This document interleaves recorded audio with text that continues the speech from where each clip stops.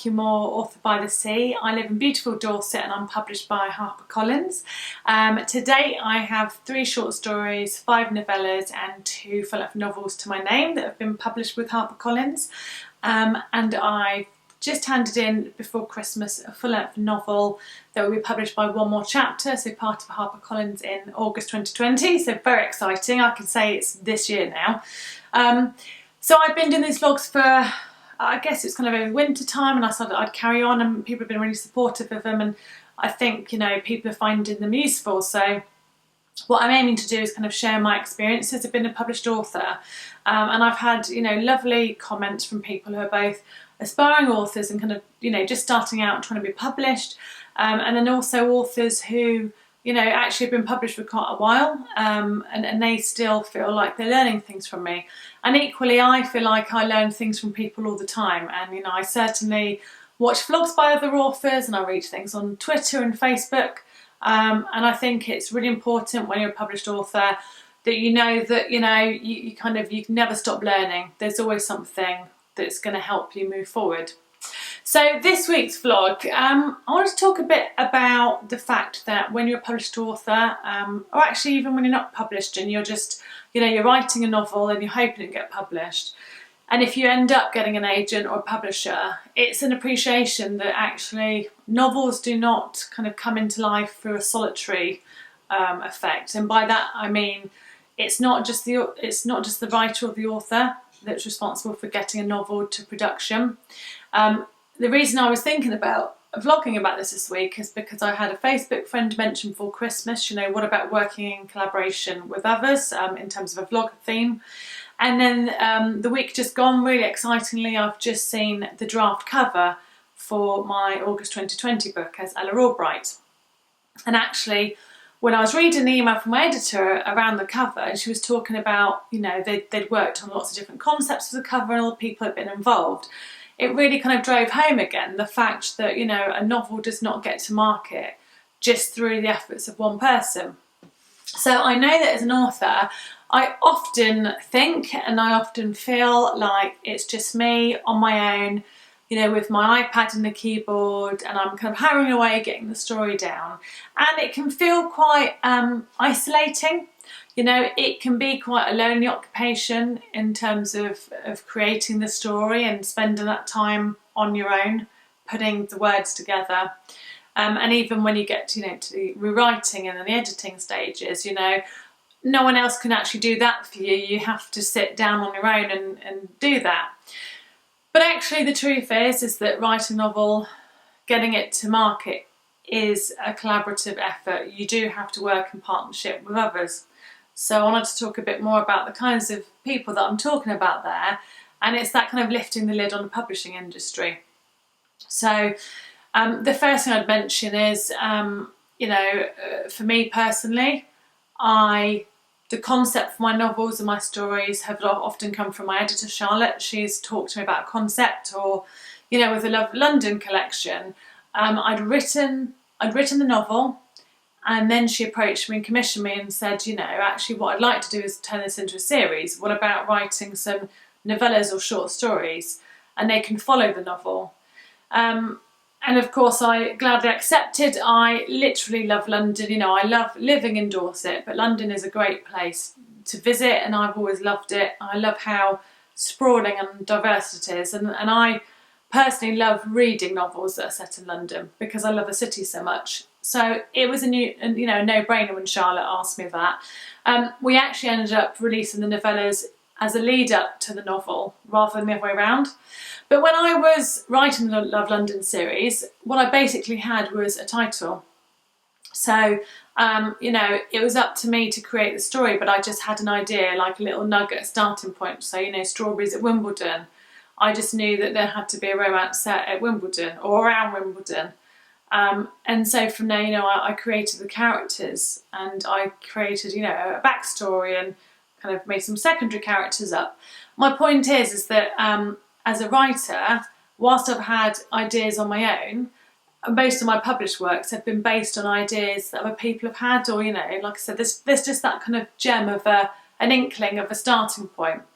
So you might find that as a published author, you know, it might be that you're not writing to a concept or to a series or a theme and you're making it all up on your own. But at some point in your career, that's what might happen to you. Personally, I love working in collaboration because I love people. I'm naturally a people person. I'm an extrovert. So I actually really love the kind of the creative aspects of having some kind of a gem of an idea to work with and then kind of hashing it out back and forth with someone else and saying, this is what I'm thinking, what about? And certainly with the August 20 book, titled to be announced shortly, hopefully, and with a cover reveal as well. You know, Charlotte approached me about the concept and we worked really, really closely on it together. There was a lot of emails, a lot of phone calls, a lot of her reviewing and editing pieces of the book and sending, you know, us sending it back and forth. So I really enjoyed that personally. It's a great buzz. I'm also, you know, one of the things that I've been really lucky with is that my fiance Mark is really supportive of my writing.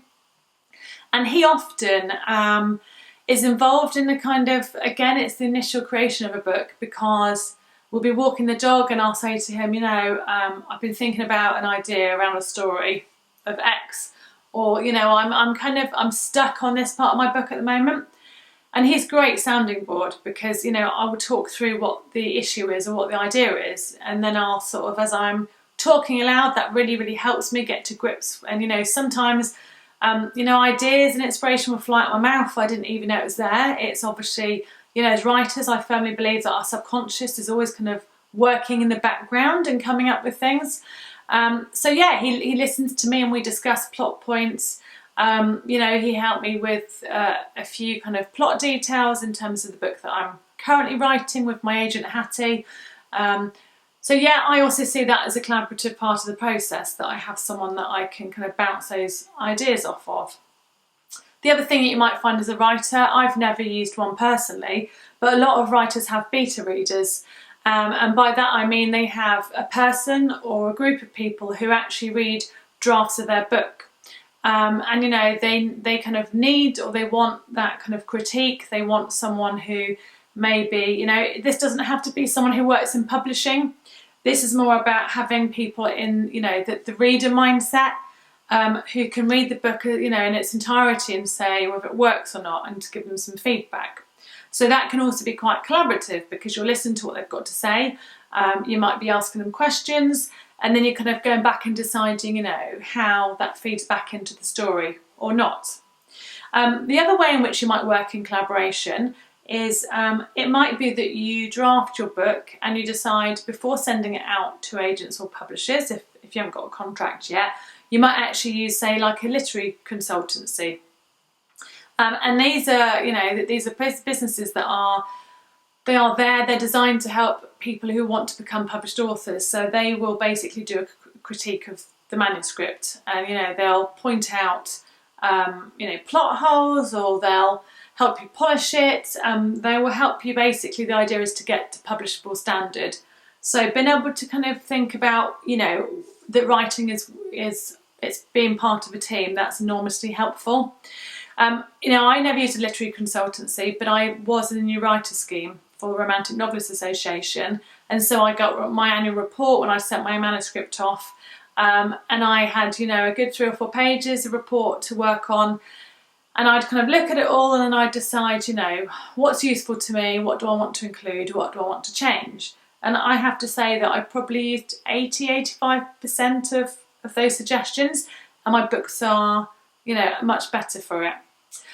The other then, you know, the next thing to think about is that if you get an agent, depending on how hands-on your agent is, your agent may want to read the manuscript and then actually make some suggestions in terms of rewriting or editing, you know, it could be restructuring. So you need to be open-minded with that. Hattie, my agent from the Blair Partnership, she has looked at part 1 of the new book and she sent me lots of editorial notes, and I've been working through them. And, you know, as with my New Writer Scheme reports, I'm probably using 85-ish% of what she's suggesting, and the things that I don't go with, I'll be saying to her, well, this is what I haven't done and this is why. But again, I find that enormously helpful as an author, you know, working in partnership with someone else. The kind of next stage is that when you get to, hopefully a publisher takes you on, often, your own editor is going to give you some feedback. They might actually have other editors that they kind of send your manuscript off to, and then you get your line edits or copy edits back. So again, it's about, it's what needs to remain true to the story. It's the story that you've written, but what feedback can you take on board? And then it's kind of going through. So for the August 2020 book, I got my line and copy edits together, and I spent a couple of weeks going through it all before sending my final version back to be proofread. So, again, it's collaboration, it's a team effort. And then finally, you've got things like designing the cover and marketing the book. You've got people from all different departments and publishers that might get involved with that. So you have to be willing to work with those people and to, again, be part of a team and to listen to them about their expertise, but also kind of hold your own and say, well, this is what I passionately believe in. So that kind of gives you a bit of an idea, hopefully. I hope that's been useful. But, so what I would say is, whilst writing can feel solitary and it can feel lonely, do think about the fact that you need to be prepared to work as part of a team and work in collaboration with a whole range of people. I hope that helps. Have an amazing week, and I will hopefully see you next week, and take care. Bye.